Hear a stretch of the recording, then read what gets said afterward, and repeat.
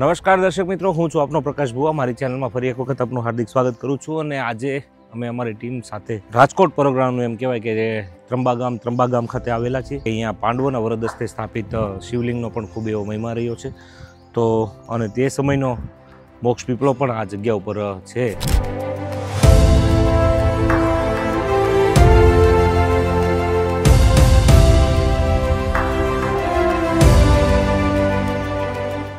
તે ગામના પૂર્વ સરપંચ શ્રી ભાઈ મનસુખભાઈ મારી સાથે છે। તો સંપૂર્ણ ઇતિહાસ આપણે એમની પાસેથી જાણવાનો પ્રયાસ કરીએ।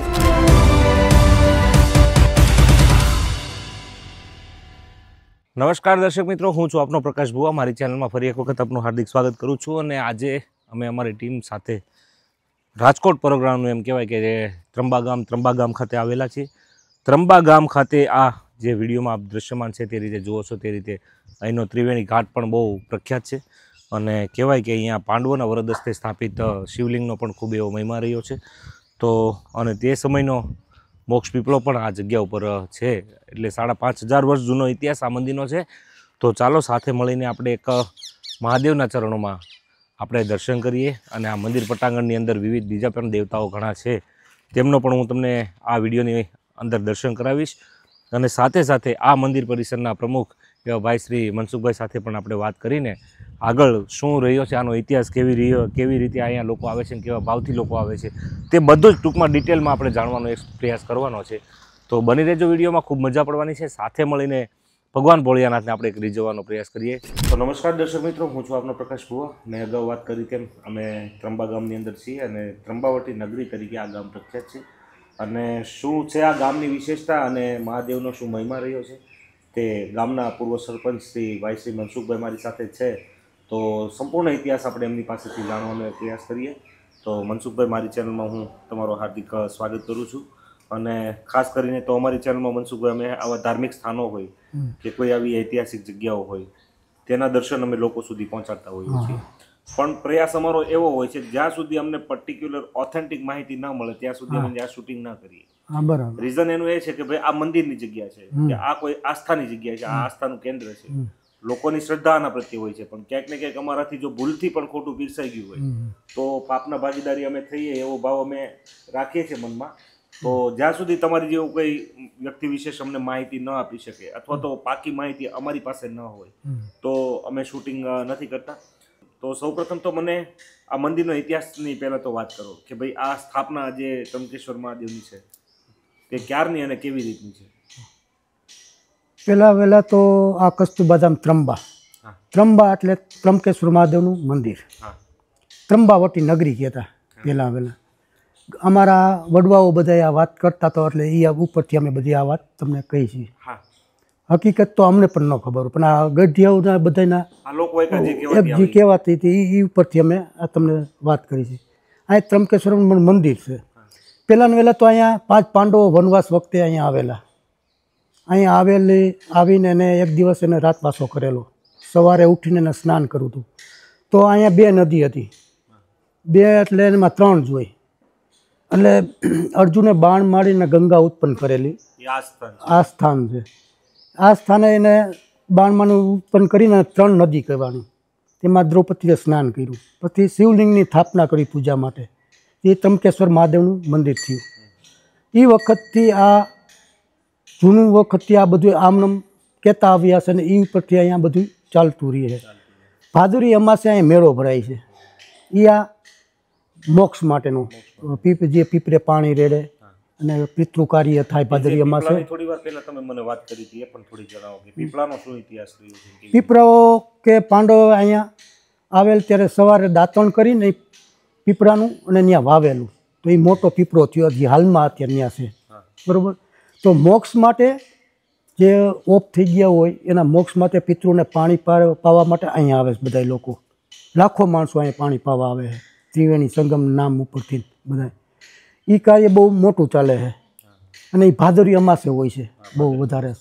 અને એક રુચિ પાંચમ આવે છે, રુચિ પાંચમે બહેનોને અહીંયા સ્નાન કરવા આવે છે। 3 વખત સ્નાન કરવાનું હોય, 1 વખત ફરાર કરવાનું હોય। તો અહીંયા લાખો બહેનો અહીંયા સ્નાન કરવા આવે છે। તો એના માટે આ મંદિર તરફથી એને ફરાર કરવામાં, જેટલી બહેનો આવે એને ફરાર કરવામાં। ભાદરવી અમાસે અહીંયા મોટો મેળો ભરાય છે, લાખો માણસો તે દિવસે પણ આવે છે. તો આ મેળાની અંદર જેટલા ભાઈઓ કે બહેનો કે બાળકો આવે છે એને બધાને જમાડવામાં આવે છે, પ્રસાદ દેવામાં આવે, બુંદી, ગાંઠિયા, ચણા, જ્યાં સુધી આપણે આવે નહીં પૂરું ન થાય માણસો ત્યાં સુધી જમાડવામાં આવે છે. આ ઇતિહાસથી જૂનું વખતથી બાપુ અહીંયા પહેલાં થોડુંક પ્રસાદ આપતા હતા, એ હરવે હરવે વધતું ગયું ને એવી રીતે અમે આ ગુંદી ગાંઠિયાનું બહુ ઘણા વર્ષોથી ચાલુ છે. એટલે આ ઇતિહાસ છે એનો.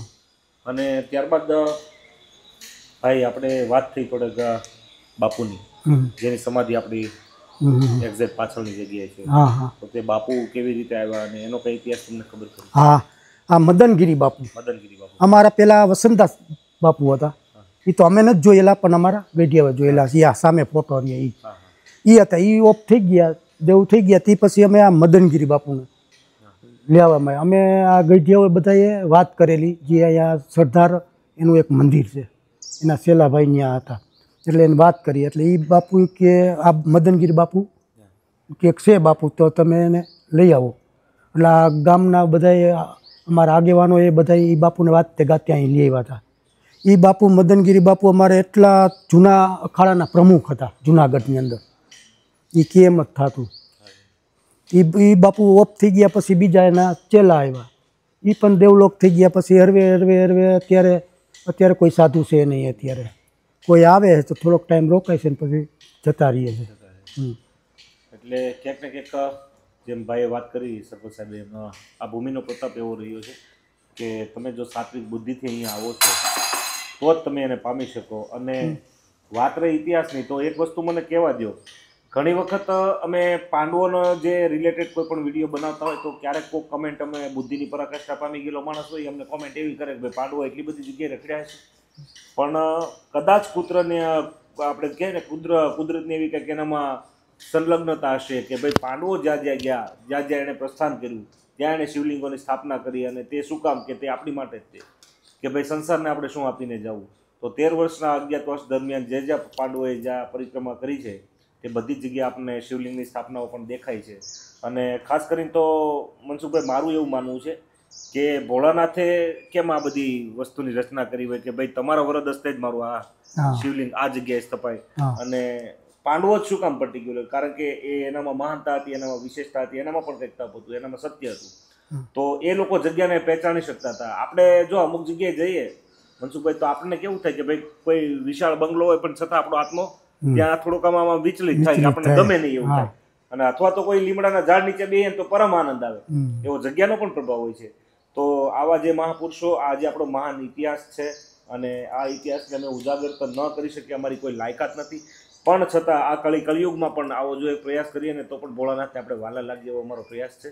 અને વિશેષમાં આ જગ્યાનું એવું મહત્વ રહ્યું છે કે ત્રંબા ગામથી તો હું ભાઈ શ્રી મિલનભાઈ ગોસ્વામી, જે બાજુમાં એક મોહન બાપાનો આશ્રમ છે, તે પણ બહુ જોરદાર જગ્યા છે, શામળા બાપાની પ્રણાલિકા છે.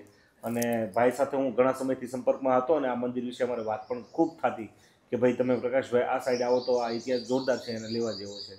તો આવી રીતે તમારા ધ્યાનમાં પણ કોઈ આવી સાત્વિક જગ્યા હોય તો પણ ચોક્કસ તેમને જણાવશો. તો પણ સાથે ઇતિહાસ કોઈ આપે એવું અથવા તો લેખિતમાં ઇતિહાસ હોય, સાચી વાત હોય તો ચોક્કસ તેમને જાણ કરજો. એ પણ અમે કેમેરામાં કંડારીને અમારા દર્શક મિત્રો સુધી અમે પહોંચાડશું. અને મનસુખભાઈ, આ ત્યારબાદ આ જે જગ્યા રહી બરોબર, આમાં તમને ગવર્મેન્ટ તરફથી કોઈ મદદ કે એવું કંઈ મળેલું ખરું? અથવા તો તમે સરકાર પાસે કઈ અપેક્ષા શું અત્યારે રાખતા હોય તેવી કઈ વાત હોય તો મને જણાવો. પહેલાં ને વહેલાં તો અહીંયા જે ધારાસભ્ય આવે, સંસદ સભ્ય આવે, તે લોકો અહીંયા ગ્રાન્ટ આપતા. એટલે અહીંયા પુલ બનાવી અને ઘાટ બનાવી બહેનોને સ્નાન કરવા માટે.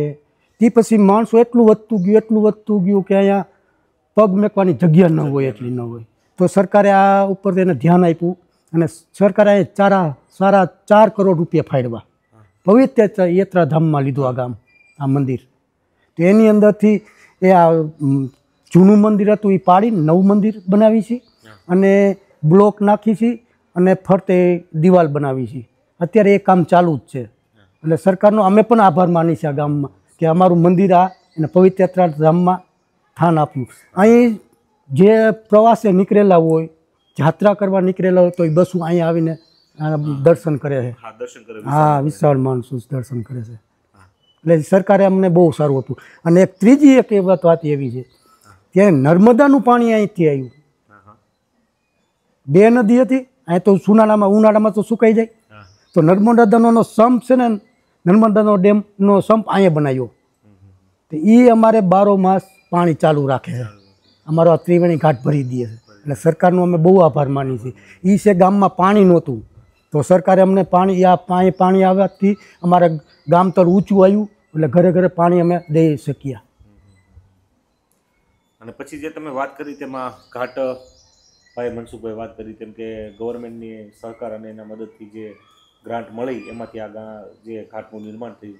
અને જે આ બહેનો સ્નાન કરવા આવે છે એ પાછળનો મહિમા એવો છે કે ભાઈ મને જ્યાં સુધી ખબર, મારા દાદીમાં વાત કરતા તેની વાત કરું કે રસોડામાં અથવા તો ઘરકામમાં ક્યાંય પણ આપણાથી નાના મોટું કાંઈ પણ ભૂલ થતી હોય, પાપ થતું હોય બહેનોથી, તો ઋષિ પાંચમના દિવસે એનો સ્નાનનો ખૂબ એવો મહિમા છે. હા, તો તે ત્રિવેણી સંગમમાં ખાસ કરીને જ્યાં થતો હોય ત્યાં જો કોઈ વ્યક્તિ અગર 3 વાર સ્નાન કરે અને આખા દિવસનો જો ઉપવાસ કરે છે તો તેમને તે પાપોમાંથી મુક્તિ મળતી હોય. તે પણ એક મને અત્યારે વાત મગજમાં આવી, મારા દાદીમાં ઘણીવાર આ વાત કરતા બધી. તો આવી જે ઉજળી સંસ્કૃતિ છે જેના આપણે વારસદારો છીએ, બરોબર, અને જે ઇતિહાસ પાયારૂપી આપણી ઇમારત છે, હવે આપણી ફરજમાં એટલું જ આવે છે કે ભાઈ આપણે એનું ટાઈમે સમારકામ કરતા રહીએ અને એની સાર સંભાળ કરતા રહીએ.